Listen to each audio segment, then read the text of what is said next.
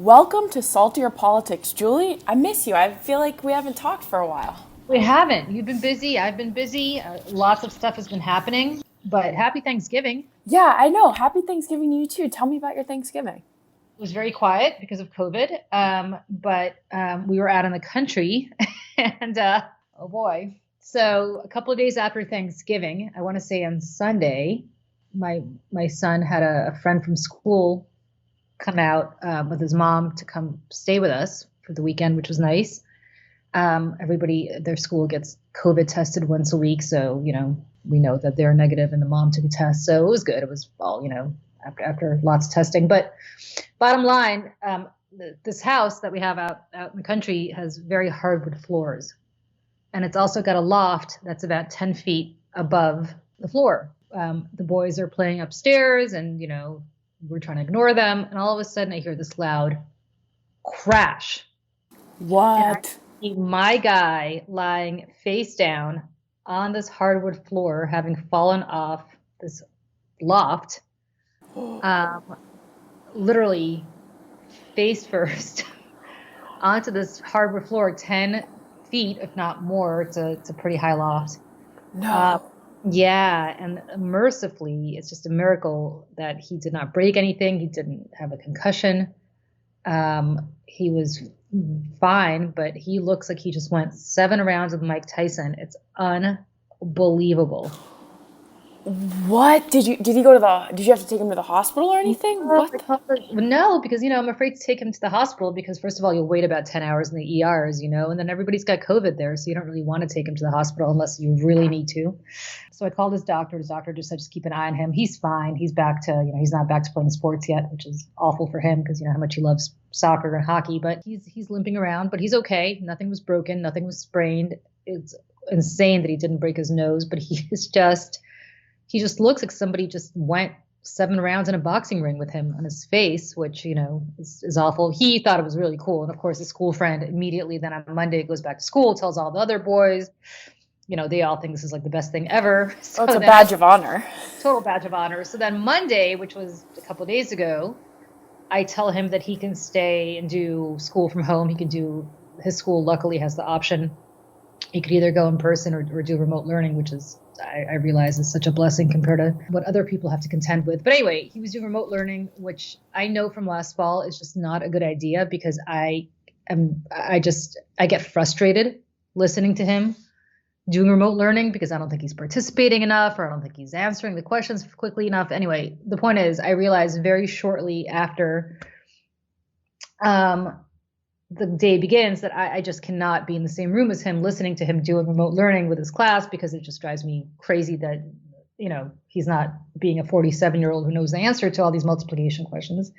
I know I have no patience for it. So I go into my bedroom and I take my laptop. This is literally the day after he had his Mike Tyson situation. And I am on my laptop and then I hear him doing something and I get up abruptly because I'm totally frustrated at whatever he's not doing or doing. And I slam my laptop into my mouth. Whoa, Julie. Shatter my front tooth. Literally half of it comes off. I look like Jim Carrey from Dumb and Dumber. Oh my. Describe it. So now he looks like he won 7 rounds in the rink with Mike Tyson. I look like I went 7 rounds in the rink with Mike Tyson. I call my dentist. I say, this is insane. I can't walk like this, walk around like this. I need to come in. He says it's going to take a couple of days for us to, whatever they have to do cosmetically to fix this tooth. So I now have this, the reason I'm speaking, I don't know if you can hear, I kind of have this weird Giuliani-esque lisp, I guess. I don't know how to describe it. But yeah, I have this little temporary ledge on my front tooth. But anyway, the point is this week began insanely. I sound like Rudy. I don't know, again, if you can hear it. I look like Jim Carrey. I sound like Rudy Giuliani.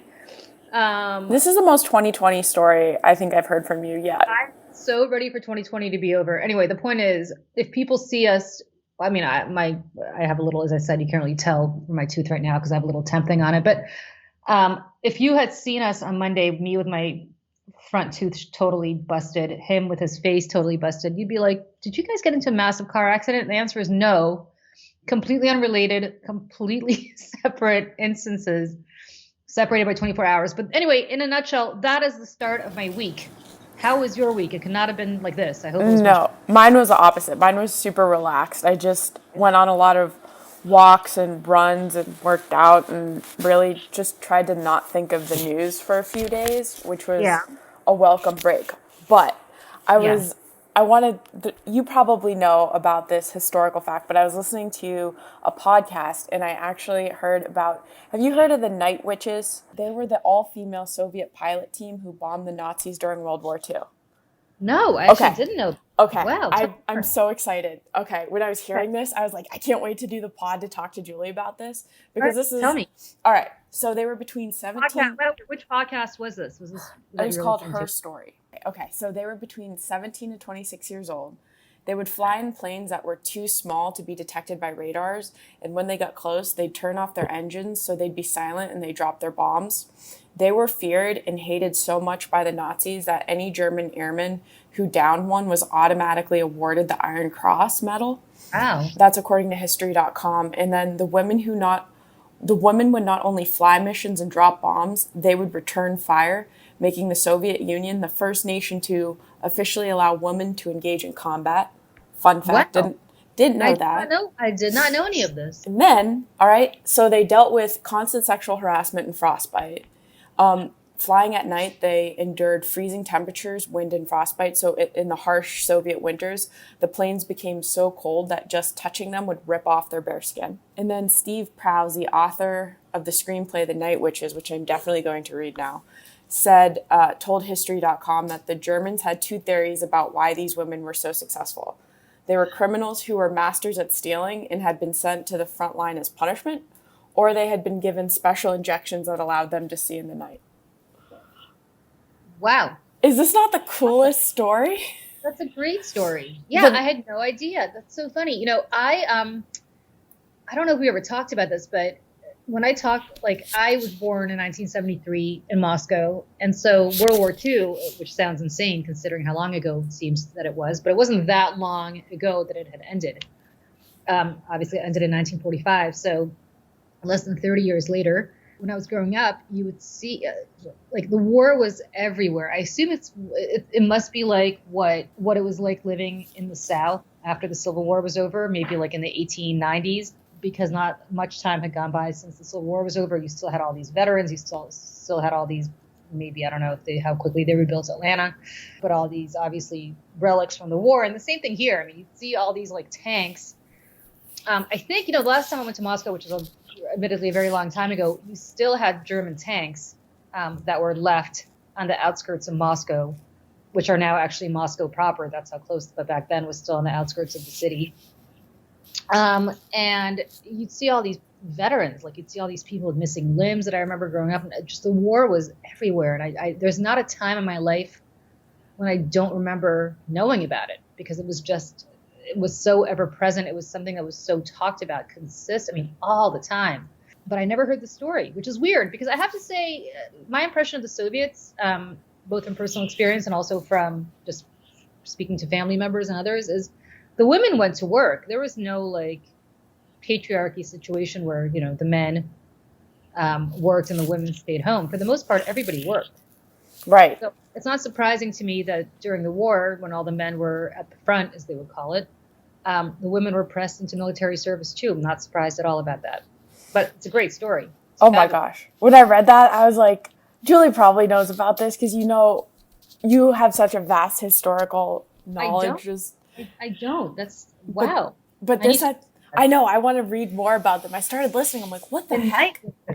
The Night Witches. Yeah. And just how badass they were. And because they were given the worst equipment. So they even had to use the inside of pillows to make their boots fit, to try to just jam their feet in there. And then I think it was the noise of the planes. The only time the Germans could hear them was when they were super close and they sound like whooshing brooms. So that's how they got the Night Witch. Wow.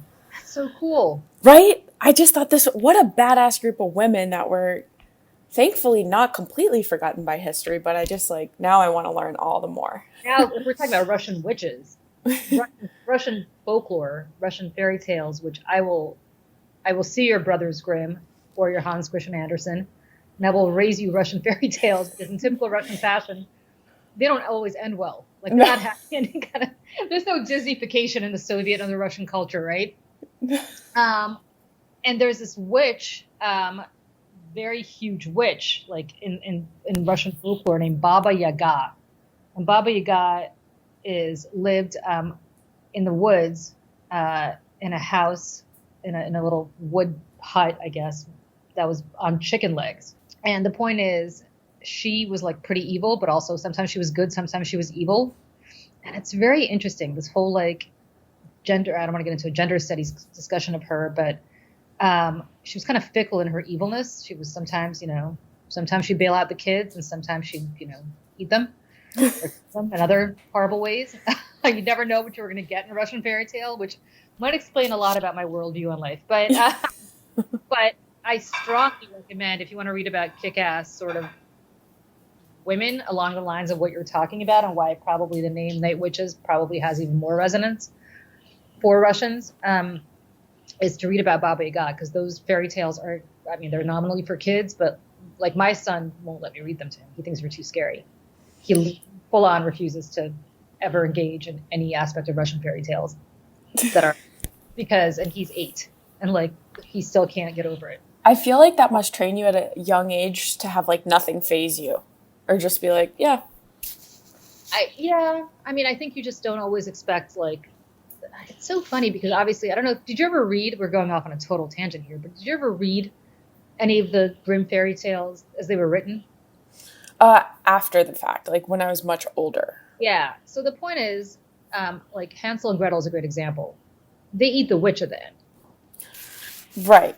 Like the Germans, much like the Russians, it's the only 2 languages, at least in the West, that I know, that, the Schadenfreude, the German word for joy, the misery of others.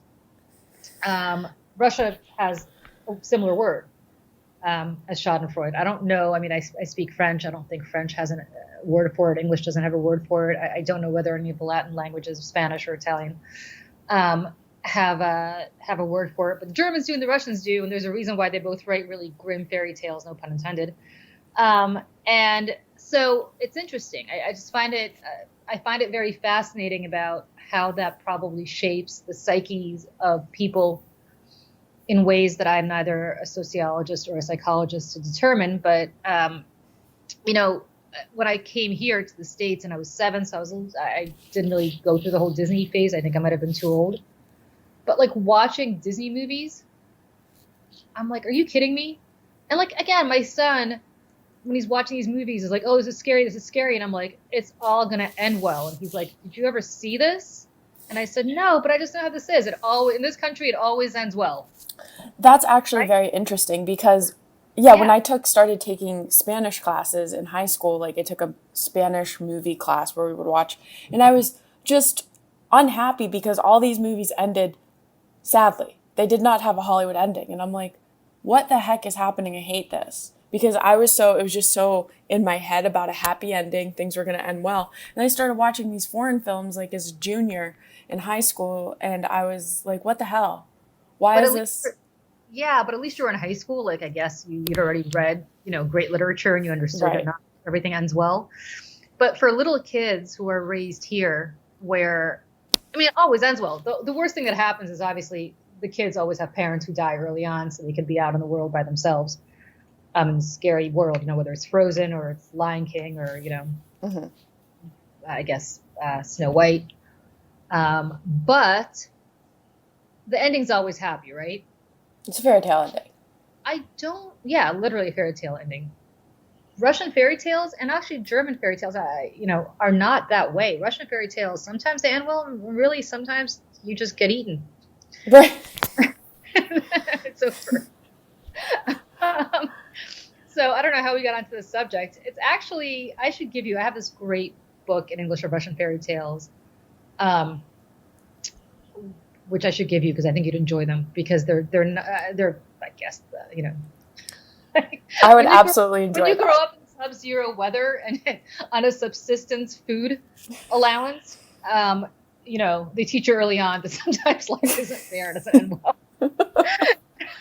So I guess they're for kids. If you're Russian, for Americans, they're definitely not for American kids. At least my American kid, as I said, literally refuses to even be in the same room as these books. So, All right. anyway, so let's move on. All right. So let's turn to the federal investigation of the potential bribery for presidential pardon scheme, which kind of goes into what we were talking about a few weeks ago. We know about this scheme because the chief judge for the federal court in D.C. ordered unsealed a heavily redacted court document. It's tied to an investigation that documents show may involve at least two people who acted as lobbyists to senior White House officials to secure a pardon or reprieve of sentence for someone whose name is redacted. The document is there now, public redacted form. It does not name President Trump or anyone potentially involved. I wanted to get, what do you think about this? Well, you have a theory. I have a theory. I want to hear your theory. My theory is based in nothing whatsoever other than pure conjecture, but what the hell? That's why we do this pod. I think it's Lev Parnas. I think it's because it's somebody I believe who's in the criminal justice system now. So I think it's, remember those two Ukrainians or Russians, whatever they were, that got busted as they were flying to Austria? Yes. Those friends of Rudy.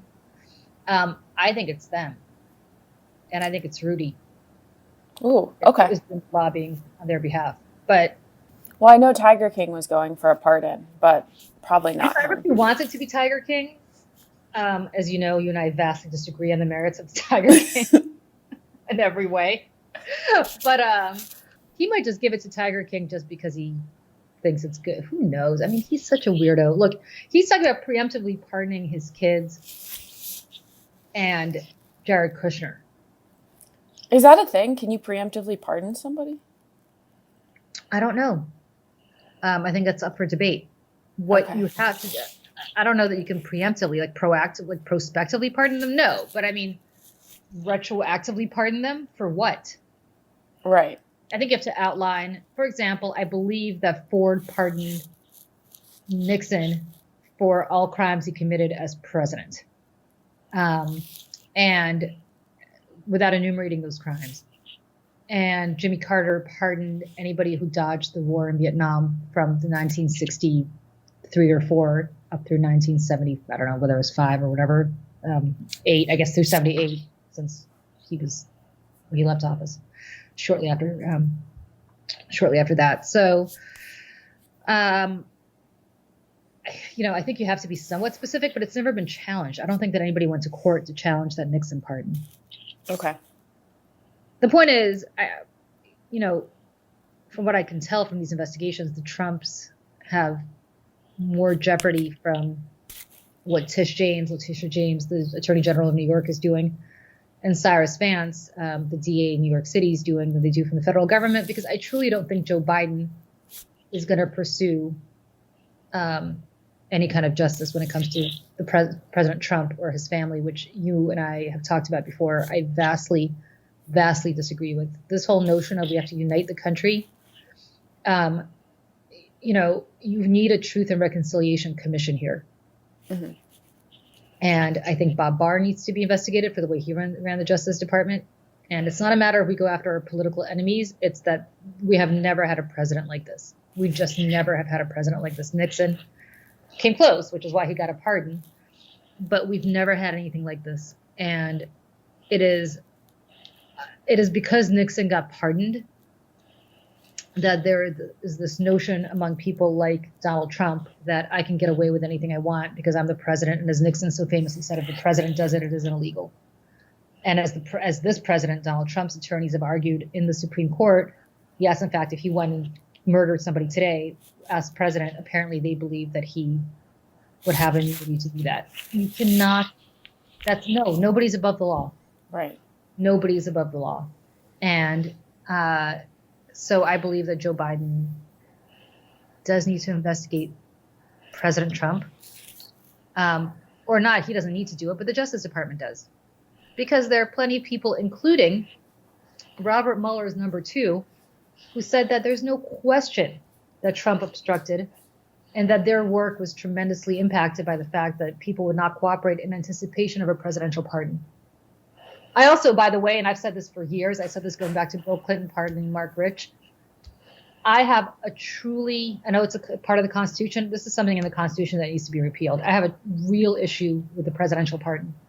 And when a jury of your peers indicts you and convicts you, this whole noblesse oblige, this whole draw just in your notion that we have from the Middle Ages in France and in England, where the king comes in and because of the king's magnanimity decides to spring you out of jail or decides to right these wrongs.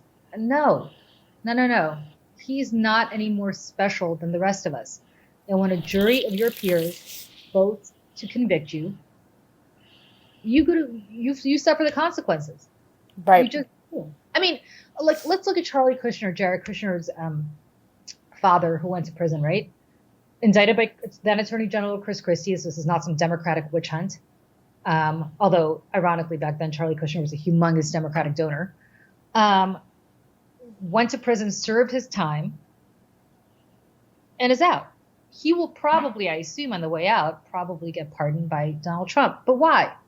A jury of Donald Trump's peers indicted him, convicted him. Of Charlie Kushner's peers indicted him. Grand jury indicted him, convicted him. He served his time. He's out. It's done. It's over. That's a very good point. I never thought of it like that, but it's true. It makes you kind of you become the judge and the jury, which no one should transcend that role in American society. And look, George Bush pardoned Caspar Weinberger and a whole bunch of people who were involved in Iran-Contra back in 1988. I remember that, on his way out the door, or as president, I should say, not on his way out the door. But why? I mean, we still, as a result, don't really have a reckoning for what happened during Iran-Contra when these people, in complete violation of Congress's intent, decided to engage in, foreign policy without a license, for lack of a better word, criminal foreign policy. Obviously the foreign policy of the country's up to the president, but in breaking law, and yet they got pardoned. Mark Rich got pardoned by Bill Clinton on one of Clinton's last days in office. Why? Because he was a big Democratic donor. There's no other reason for it. I mean, the guy had evaded taxes and was living in, I forgot where, Monaco or some Liechtenstein. I think it was Monaco. The whole thing is very upsetting to me. Moving on to some half really good news, half still upsetting news. So the U.S. women's national soccer team settled part of its gender discrimination lawsuit. The proposed settlement with the U.S. Soccer Federation promises better travel and playing surfaces. So now the women will fly charter like the men and have comparable travel budgets. In most cases, they will not have to play on artificial turf. But it does not settle their demand for equal pay. The U.S. Soccer Federation still needs to recognize that women's play is equal to men's play. Yeah. Remember when I had lunch, was it last year, I guess? Yes, I was extremely jealous.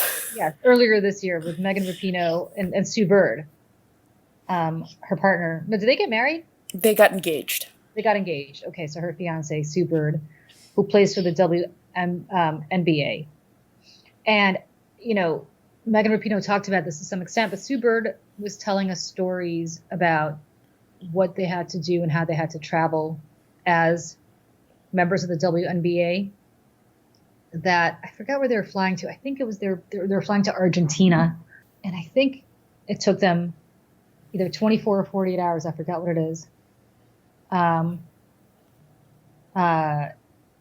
Complete and utter third world ways of travel. They would not charter a jet for them like they would for the NBA. They were playing a demonstration game in Argentina. I think they literally had to take was it a 24-hour bus ride? That's what it was.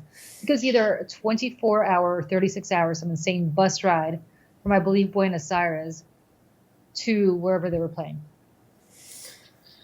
Like, could you imagine? You would never put LeBron in that situation. I think that was actually the name that she used. I think she actually said, could you imagine if LeBron James were treated this way? I mean, this is the WNBA. They could not charter a plane for these women. No, and the fact is that the WNBA is just, they're amazing on the Olympic stage. They're amazing athletes. They should be treated equal, but how they perform is incredible. And they're more consistent, I would argue, than the men. And then also there's still the fact that the women, that it's not realized that women's play is equal to men's play. And the women are just dominant, the soccer players on the stage compared to the men.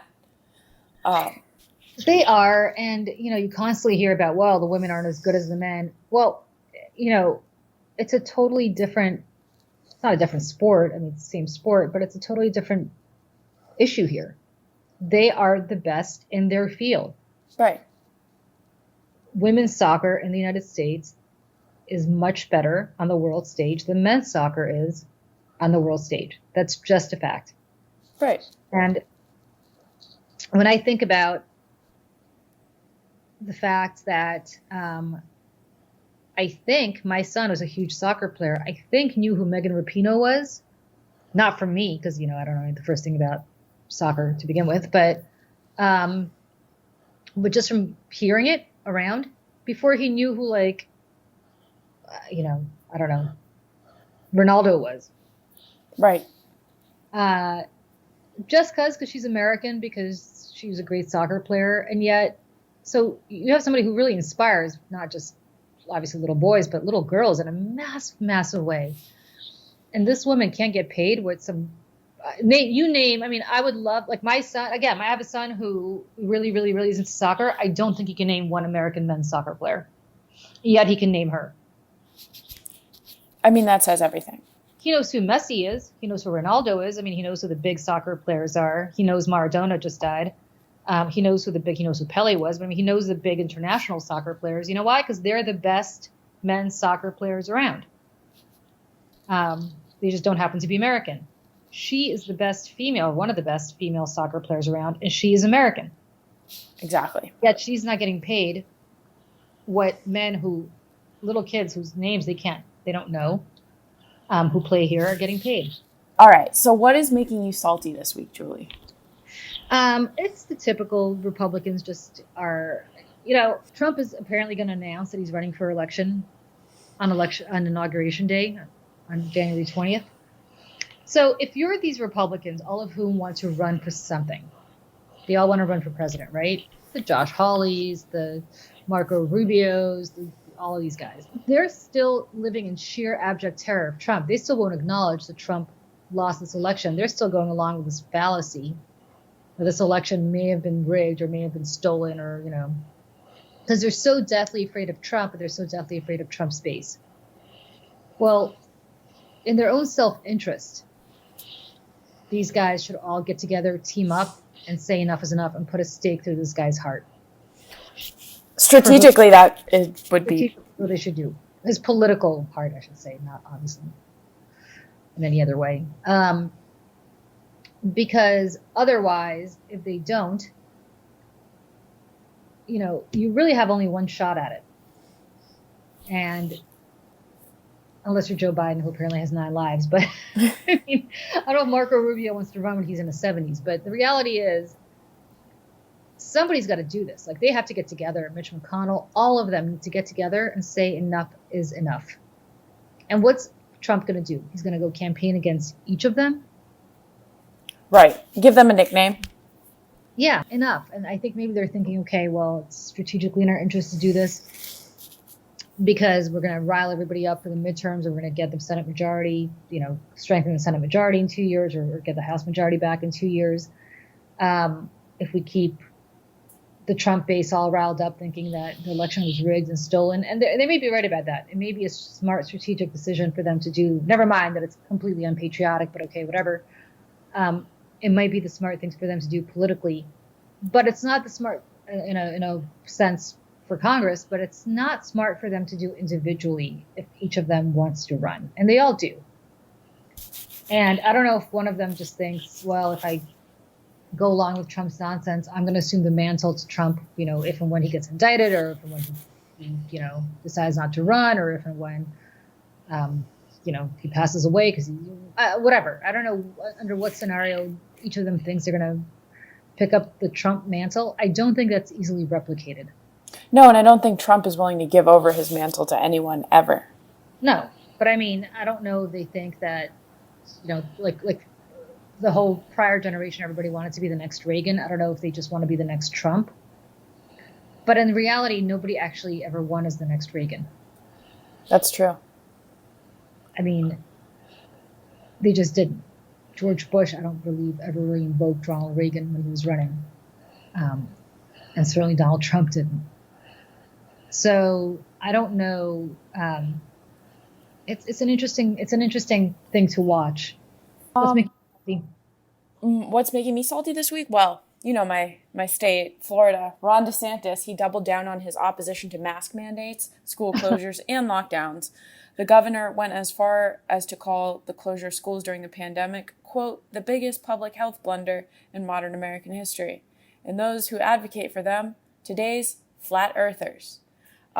Mind you, just yesterday, we can confirm that Florida is now the third state to surpass 1 million COVID-19 cases, reporting yesterday 1,008,000 cases.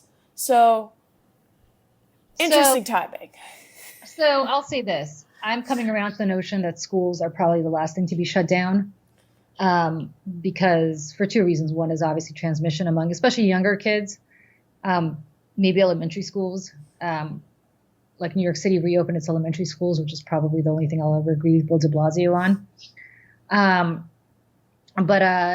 So I'm sympathetic to the notion that maybe schools, we need to revisit the notion of shutting down schools.